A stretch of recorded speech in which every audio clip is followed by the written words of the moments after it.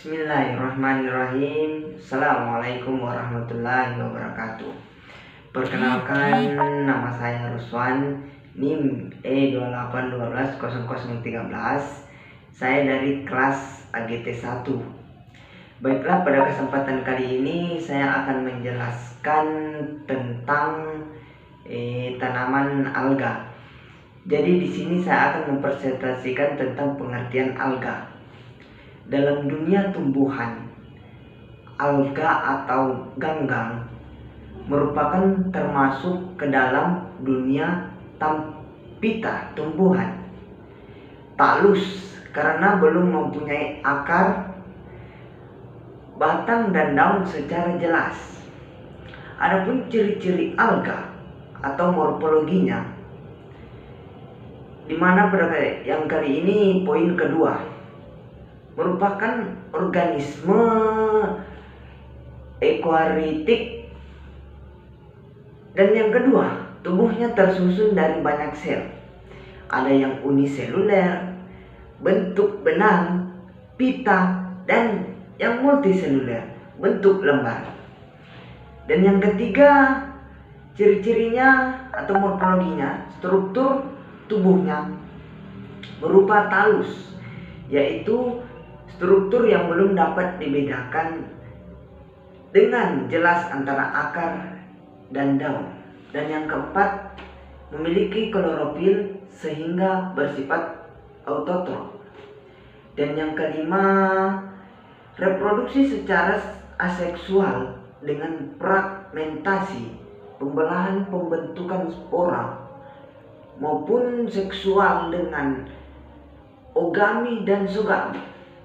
Dan yang keenam, habitat di perairan yaitu air laut, air tawar, tempat lembab, ada yang menempel pada batuan epilitik, tanah, lumpur atau pasir.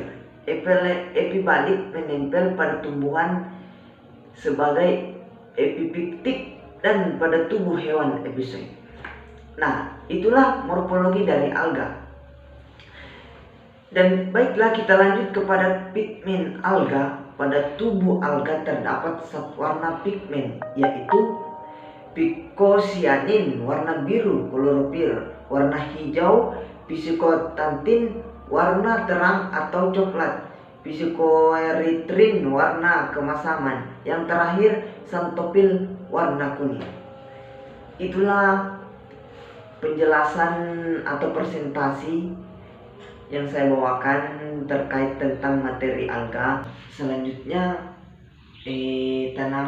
bagaimana tanaman alga ini contohnya menyerang pada tanaman apa di lahan pertanian. Ya, mungkin langsung saja, tanaman alga ini menyerang pada daun-daun mangga dan inang lainnya.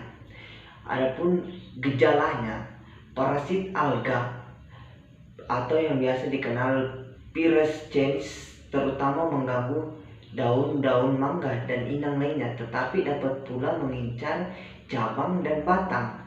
Daun yang terinfeksi menunjukkan bintik-bintik bulat, sedikit membengkak, berwarna hijau hingga orange, dengan diameter 2-3 mm.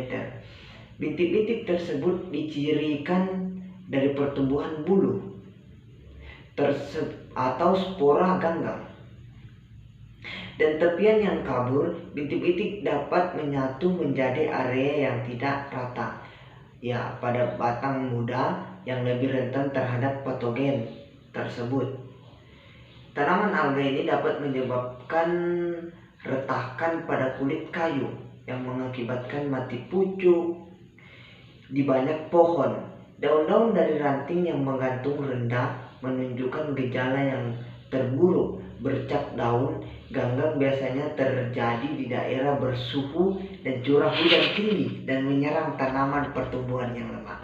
Lanjut, untuk pengendalian alga ini selalu dipertimbangkan pendekatan terpadu berupa tindakan pencegahan bersama dengan perlakuan hayati jika tersedia. Gunakan semprotan fungisida yang mengandung tembaga jika pengendalian kimia dibutuhkan.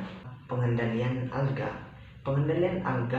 ada dua, Yang pertama pengendalian hayati, yaitu pengendalian ketika penyakitnya masih ringan. Buang dan musnahkan daun-daun yang berbintik-bintik maupun cabang-cabang yang sakit. Selain itu, bersihkan dan musnahkan daun-daun yang terkena dampak di tanah. Ketika kondisi bercat daun ganggang ini parah, semprotkan campuran Bordeaux atau produk berbahan dasar tembaga lainnya sejak awal musim panas hingga akhir musim. Dan cara pengendalian kedua yaitu dengan cara kimiawi. Selalu pertimbangkan pendekatan terpadu berupa tindakan pencegahan bersama dengan perlakuan hayati. Jika tersedia, gunakan semprotan fungisida yang mengandung tembaga jika pengendalian kimia dibutuhkan. Itulah hasil presentasi saya. Lebih dan kurangnya saya mohon maaf. Billahi taufiq wal hidayah. Assalamualaikum warahmatullahi wabarakatuh.